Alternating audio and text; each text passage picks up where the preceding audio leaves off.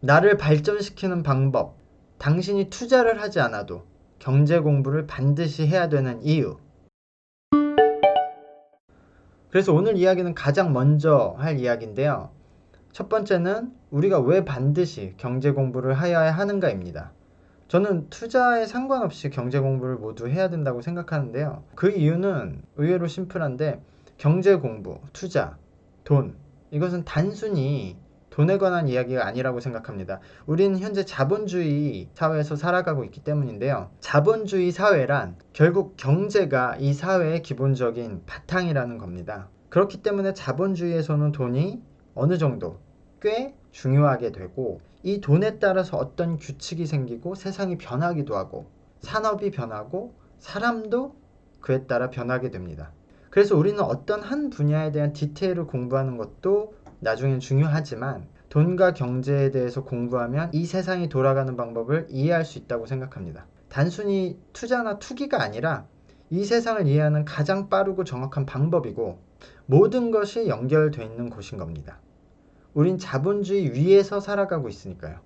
한국에서는 나무를 보지 말고 숲을 봐야 된다는 말이 있는데요. 저는 이 말을 정말 어릴 때 부모님한테 지겹게 들었는데요. 선생님한테도 듣고, 아마 일본에도 비슷한 말이 있었던 것 같은데요. 저는 제가 해왔던 IT, 음악, 건축, 운동, 음식, 그 다양한 직업에서, 그런 분야에서 그 분야들이 나무라고 하면, 거기서 숲을 보자고 한다면 그것은 그 모든 것을 행하는 인간을 이해하는 것이 숲이라고 생각했습니다. 그래서 저는 각 분야의 디테일을 공부하는 것보다는 먼저 사람을 이해하는 것은 그 모든 분야에 똑같이 적용할 수 있기 때문에, 그리고 그게 더 중요하기 때문에 그게 더 먼저이고 빠른 길이라고 생각했습니다. 왜냐하면 결국 모든 일은 그 디테일은 다르지만 그것을 사람에게 행하는 일이니까요. 컴퓨터 IT 일을 하던, 음악을 하던, 건축을 하던, 결국 그것을 어떤 사람에게 전달하고 사람을 감동시키고 어떤 사람에게 팔고 어떤 사람을 설득하고, 결국 사람을 상대해야 되기 때문에 나 혼자 그냥 이렇게 집안에서, 사무실 안에서 좋은 것을 만들고 끝내는 게 아니라 그걸 가지고 사람을 만나야 되기 때문에 그 사람을 대하고 사람을 이해하는 것이 먼저라고 생각했어요. 그래서 각 분야들이 나무라면 그 숲은 인간을 이해하는 것이다 라고 생각했는데요. 경제 공부를 한 뒤에는 그 인간을 이해하는 것이 숲이라면 그 숲들이 모여서 더 큰 숲을 이루는 밀림을 경제라고 생각했습니다. 왜냐하면 인간은 자본주의 위에서 경제를 위해 일을 하고 살아가고 있으니까요. 그래서 저는 경제를 공부하면 사람을 보다 더 쉽게 이해할 수 있고, 또 사람을 이해하면 모든 분야에 쉽게 적용할 수 있고, 그 이후에 디테일을 공부하는 것이 중요하다고 생각하고 살고 있습니다.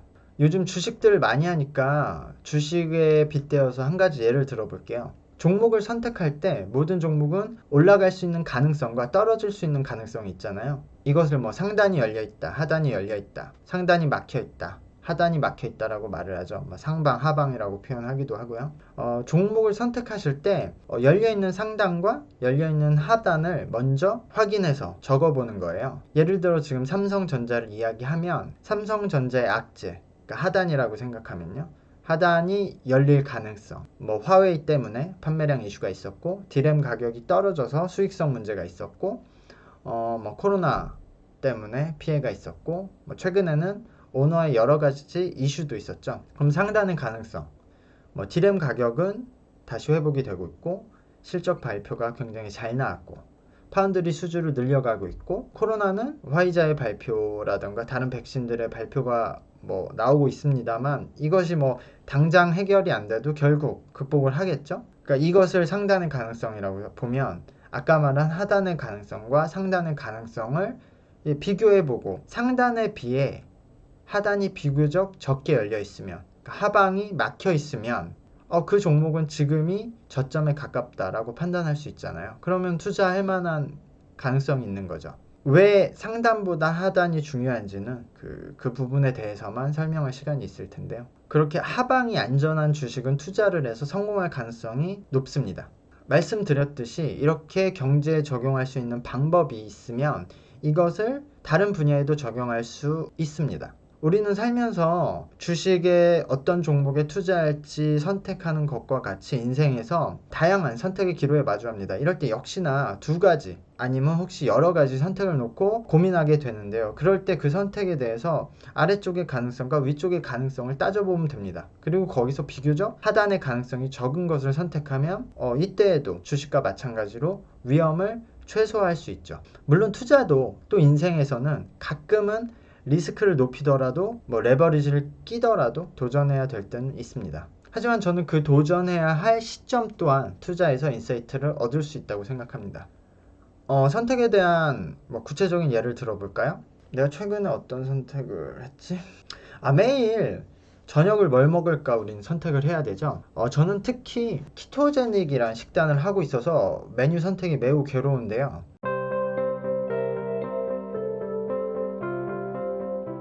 저는 키토제닉을 하면 항상 거의 매일 똑같은 그 메뉴를 먹거든요. 근데 당연히 저 이제 회사 근무를 하면 스트레스를 받고 또 회사 끝나고 이렇게 유튜브도 하고 또 주말엔 다른 일을 하기 때문에 일이 끝날 때쯤 저녁을 앞두게 되면은 그래도 스트레스를 많이 받으니까 오늘은 키토제닉에 대한 음식을 먹지 말고 치팅을 해볼까? 이렇게 항상 매일 고민을 하게 됩니다.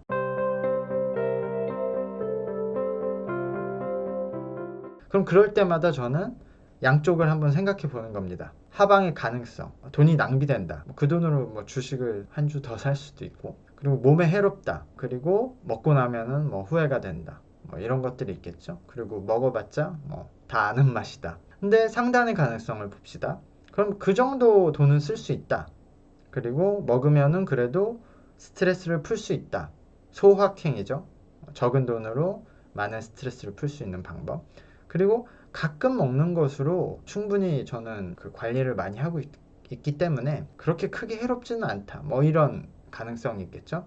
그러면은 저는 매일 이 상단과 하단의 가능성이 치열하게 싸웁니다. 아주 이제 주식에서 거래량이 폭파하는 거예요. 그래서 막 메리리리리리해서 막 서로 막 그래서 오늘 제 주식의 결과는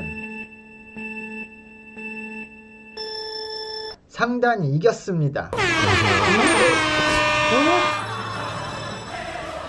우리 열심히 공부를 해서 투자도 인생도 상한가를 치고 그 돈으로 치킨을 사 먹읍시다. 그럼 오늘도 안녕.